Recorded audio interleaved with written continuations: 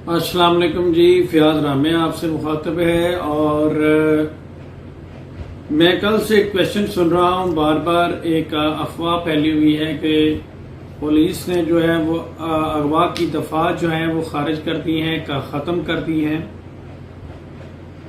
और 27 मुल्ज़मान को रिलीज़ कर दिया गया है और सुबह से उस बारे में जश्न भी मनाए जा रहे हैं कई यूट्यूबर्स की तरफ से। तो मैं आपको बताना चाह रहा हूं कि ये जो 27 लोग रिलीज किए गए हैं, बेसिकली इसमें कोई परेशानी वाली बात नहीं है। ये सब एक तरह से फैसिलिटेटर थे और इनका एक माइनर रोल था। हमारे जो मेन मुल्ज़मान हैं वो है निकाह नामे के गवाहान और ज़हीर और कारी जिसने ये निकाह पढ़ाया था। तो वो उसमें से 2 बिहाइंड द बार हैं, 2 जो है वो बेल पे हैं और शबीर और ज़हीर जो है, और 2 मुल्ज़मान और हैं। इस तरह से टोटल कुल मिला के हमारे जो असल मुल्ज़मान हैं वो तकरीबन 8 के करीब बनते हैं जिनका रोल ज्यादा है। उनमें से अभी तक कोई मुल्ज़म रिलीज नहीं हुआ। ये सारे मुल्ज़मान जो थे इनका माइनर रोल था फैसिलिटेट करना और उस हवाले से एविडेंस तलाश करना, और ये सारा एक मुश्किल काम है और इतने मुल्ज़मान को चलान में करना भी कोई मुनासिब चीज़ नहीं है। जिनका प्रॉपर रोल है उनको चलान करना एक मुनासिब है। तो इस हवाले से अगर पुलिस ने इस हद तक कुछ कमाई कर ली है और फिर उनके अकाउंट खुल गए हैं, तो अकाउंट खुलने की वजह से पुलिस ने अगर उन मुल्ज़मान की जगह पे कुछ कमाई करके उनको रिलीज कर दिया है तो वो काबिल बर्दाश्त है, उसमें कोई ऐसी परेशानी वाली बात नहीं है। और जो मेन मुल्ज़मान हैं वो अभी तक बेल पे हैं और इंशाल्लाह वो बिहाइंड द बार जाएंगे। और अगर आप ये सोच रहे हैं कि पुलिस ने अगवा की दफात ख़त्म कर दी है, तो ये मैं आपको बता दूं कि अगवा की दफात अभी तक ख़त्म नहीं हुई। फाइनल चालान जो है वो पुलिस ने 6 अगस्त को सबमिट करना है अदालत में। इंशाल्लाह उस दिन ये सारी दफात लगी होंगी, 368, 364A और ये दीगर दफात। और मुख्तसर बात यही है कि अगर पुलिस ये दफात ख़त्म भी कर देती है तो फिर भी कोई परेशानी वाली बात नहीं है, क्योंकि उसके लिए लॉ में रेमेडी मौजूद है।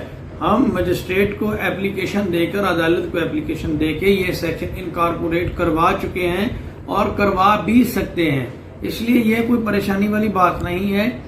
और CDR आने के बाद मुल्ज़मान का जो रोल है वो एस्टेब्लिश हो चुका है और पुलिस अपनी इससे पिछली प्रोग्रेस रिपोर्ट में ये कह भी चुकी है कि मुल्ज़िम शबीर जो है उसने एतराफ़ कर लिया कि वो यहाँ पे मौजूद था और कई जगहों पे ज़हीर ने भी कर लिया और ये निकाह नामा भी रजिस्टर्ड नहीं है। ये सारी तफसीलात जो हैं वो सफ़ा मिसल पे आ चुकी हैं। इन्वेस्टिगेशन जो वर्क है उसमें ये चीज़ें सामने आ चुकी हैं। अब इन चीज़ों को हटाया नहीं जा सकता। अगर पुलिस कुछ मामलात करके इनके साथ कुछ लेन देन करके इन दफात को ख़त्म भी करती है तो ये दफात ख़त्म नहीं हो सकती, ये ऐड होंगी। और अब दूसरी बात कर लेते हैं 164 की स्टेटमेंट की, कि 164 की स्टेटमेंट की क्या हैसियत है। तो बच्ची जो है वो 11 डॉक्टर्स के मेडिकल के मुताबिक माइनर डिक्लेयर हो चुकी है और सिंध हाई कोर्ट ने भी इस बच्ची को माइनर डिक्लेयर कर दिया है। और माइनर डिक्लेयर करने के बाद ही जो है वो उसको बच्ची को पनाहगाह में रखा गया है, शेल्टर होम में रखा गया है, सेफ कस्टडी में रखा गया है। अब इसके बयान की कोई अहमियत नहीं है। 164 का बयान ऑलरेडी लाहौर में भी हुआ था और उसके बाद 160 सिंध हाई कोर्ट में भी बच्ची का मेडिकल होने से पहले स्टेटमेंट हुआ था।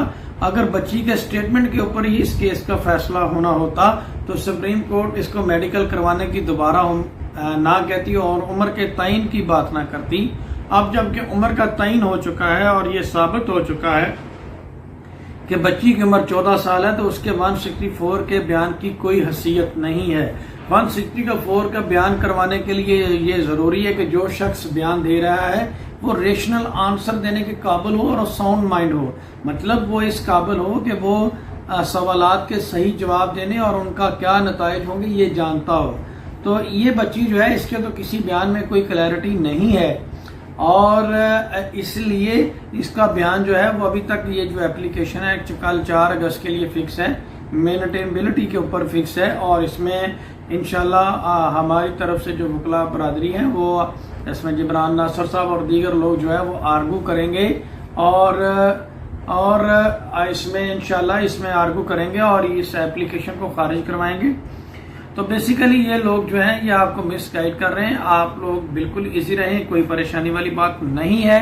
جو ملزمان میں نے کہا ریلیز ہوئے ہیں ان کا ایک مائنر رول تھا یا ان کا رول انویسٹیگیشن میں ثابت نہیں ہوا ہوگا, ٹھیک ہے. اگر ان کا, کیونکہ رول تو ان کا تھا, مطلب کسی نے رہائش دی, کسی نے اس طریقے سے, تو یہ بہت لمبی چین ہے. لیکن جتنے کم ملزمان اور اسپیسیفک رول والے ملزمان ہوں گے, چلان ہوں گے, اتنا ہی ہمارا فائدہ ہے. اور اس بیل کو ایکسٹینڈ کروانے کا مقصد بھی یہی ہے کہ اس میں انویسٹیگیشن کمپلیٹ ہو جائے, اس کے بعد اس میں آرگو ہو جائے گا. اس میں ایک چیز اور ہے کہ اگر 6 اگست کو پولیس کچھ ایسی دفعات لگا دیتی ہے جس میں آلریڈی ظہیر نے بیل نہیں کروائی, تو ظہیر کو ان افینسز میں بیل کروانی پڑے گی, ادروائز پولیس ان کو اریسٹ بھی کر سکتی ہے. اور آخری بات یہ ہے کہ آج کراچی بار ایسوسی ایشن نے بڑا سخت فیصلہ لیا ہے, اچھا مناسب فیصلہ لیا ہے, اور جبران ناصر صاحب کی عظمت اور انٹیگریٹی کو سیو کرنے کے لیے پریس کلب سے یہ مخاطب کیا ہے کہ یہ اپنے ان رپورٹرز کے خلاف کارروائی کریں جنہوں نے یہ ایک غلط فہمی پیدا کی ہے بار اور پریس کلب کے درمیان. اور اسی طرح کا ایک آرڈر انشاءاللہ میری طرف سے لاہور بار ایسوسی ایشن سے بھی جلد جاری ہوگا, اور یہ لوگ جو ہیں انشاءاللہ کیفر کردار تک ضرور پہنچیں گے.